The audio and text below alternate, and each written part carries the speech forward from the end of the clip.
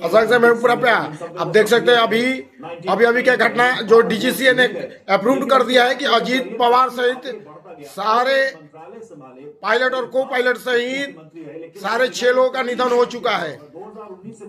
और ये बताया जा रहा है कि ये प्लेन हवा में ही क्रैश हो चुकी थी।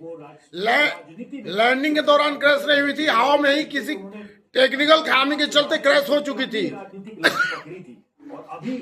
अभी आप देख सकते हैं डीजीसीए ने भी अप्रूव कर दिया है और देश के तमाम बड़े नेता सहित प्रधानमंत्री सहित सारे मुख्यमंत्री राज्यों के बड़ी ही दुख व्यक्त किए हैं और लोगों ने कहा है उनके परिवार को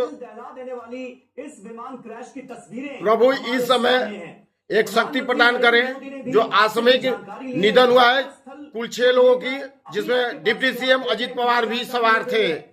खबर ये भी सामने आ रही है कि जो डिप्टी सीएम एकनाथ शिंदे हैं वो भी बारामती के लिए रवाना होने वाले। प्रधानमंत्री सहित तमाम जितने भी पार्टी से सहित जितने तमाम लोग हैं पूरे भारत के, सारे इस दुखद घटना से गमगीन है।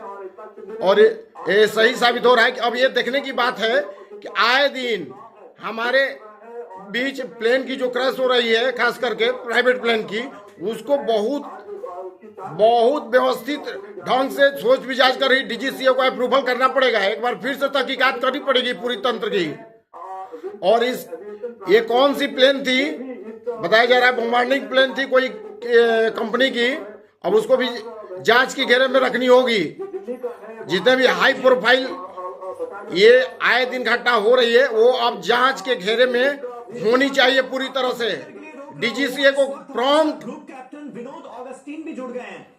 विनोद जी, एक और दुखद हादसा।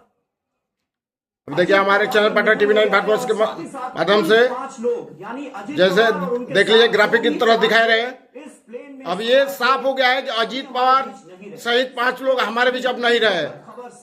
जिस तरह से आप देख लीजिए लोहा लकड़ का क्या स्थिति हुई है, तो उसमें हाड़ मांस का क्या कुवत कितना देर ठहरेगा। लेकिन मासंग भी परिवार पूरे अजीत पवार से तमाम 6 जो असामयिक निधन हुआ है उनके प्रति हम सच्ची श्रद्धांजलि व्यक्त करते हैं और ईश्वर उनके परिवार को इस दुखद घड़ी में असीम ताकत दे। यही अब साबित होता है कि हादसा और विपदा कभी बता कर नहीं आती है और कब किसके साथ क्या हो जाए। यानी अब रोड यानी जल थल नभ तीनों कोई भी हादसा विपदा का शिकार हो सकता है। उसके लिए अब ज्यादा से ज्यादा तहकीकात, ज्यादा से ज्यादा उसके संपूर्ण जांच का ये विषय हो रहा है। और आए दिन दुर्घटनाओं से बचने के लिए पूरी तरह से अब सतर्क रहना होगा। जो सीनियर पायलट जो है इसको कमांड इस जहाज के कमांडर, अब देख लीजिए। और जहां तक मैं VSR एरिया से जानता हूँ वो सिर्फ एक्सपीरियंस लोगों को ही अपने बेड़े में लेते हैं। वेरी सीनियर कैप्टन को ही वो अपने यहाँ नौकरी देते हैं। VSR एविएशन बड़ा नामी एक चार्टर। अच्छा, ये VSR एविएशन की प्लेन थी।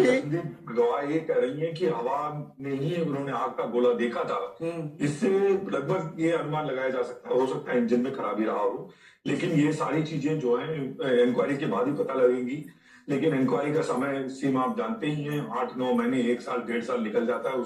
तब तक ये न्यूज साइकिल से बाहर हो जाता है। तो अगर अब सोच समझ कर कदम उठाना होगा। पूरे भारत के जितने भी दिखाई दिया है एयरक्राफ्ट है, अब सबके ऊपर एक टेस्टिंग इंक्वायरी बैठानी होगी ताकि आगे चल के जो घटना हो चुकी वो तो हमारे काबू में नहीं है, लेकिन जो आगे न हो वो उससे बचना होगा। नमस्कार।